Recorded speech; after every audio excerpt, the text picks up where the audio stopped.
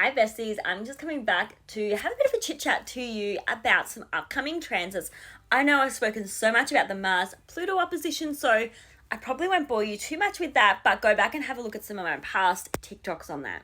What I really wanted to talk about is a lot of people are interested about the 8th of November. Now, I'm not going to lie, because of the election being on the 5th of November and that Mars-Pluto opposition coming up very tightly to that time frame, I was looking at this time already. But my intuition was telling me something to do with transports and bridges. I, for the last 2 months, was getting Sydney Harbour Bridge, Sydney area, something to do with bridges, transport, and maybe some kind of event. Think similar to 9 ... 11 America, you know, that time frame.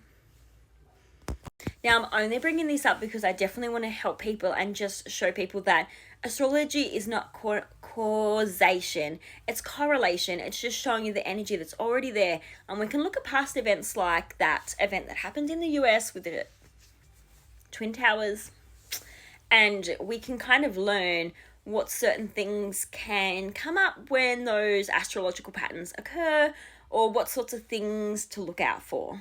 Now, there is an astrology chart for when the Sydney Harbour Bridge was completed, like a natal chart. We've also got Australia's birth chart and natal chart. So we can use those to kind of have a look what these transits might be activating for that time. And that's where it started giving me the vibe that Pluto, which is all about DEATH and rebirth, it's about endings. It can kind of be really traumatic situations. Pluto is very volcanic and eruptive. Opposite, Mars, oppositions are a tug of war energy. Mars is the god of war. Pluto is a god of the underworld. When these two planets are in a bit of a tug of war energy, this is very intense. Mars is like the trigger and Pluto is very explosive. So there is a lot of things that can happen around this time frame with anything to do with weapons, anything that's sharp, that Mars type energy, and Pluto. So based on all this, I definitely think that it is a tough time for Australia. But I'm sure there's going to be plenty of events going on around the world as these aspects trigger other parts of the world. But I would say around November the 8th, I would probably be quite cautious of that Sydney area and just be mindful and, just keep safe. But in saying that, this energy with the Mars-Pluto oppositions, Mars retrograde, all this stuff that's happening is going to be going all the way through to 2025, like the March-May timeframe. Like, there's a lot happening. And Mars spends so much time in Cancer that, almost 6 months, which is very interesting. We also have some Mercury retrogrades coming up. So there's a lot of energy around all of this time frame. So in particular, I would keep an eye on the 8th of the 11th, maybe a little bit before, a little bit after. Aspects can be triggered a bit earlier, a bit later.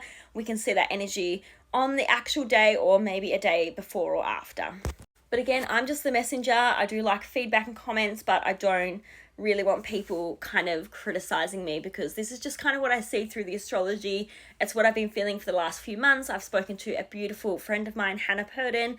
I've spoken on Zooms about this. I've shared it on other forms of platforms, social media that I've got, and it's just the energy that I see. And a lot of other people have started to say similar things as well to what I was seeing, and I was saying that a few months ago.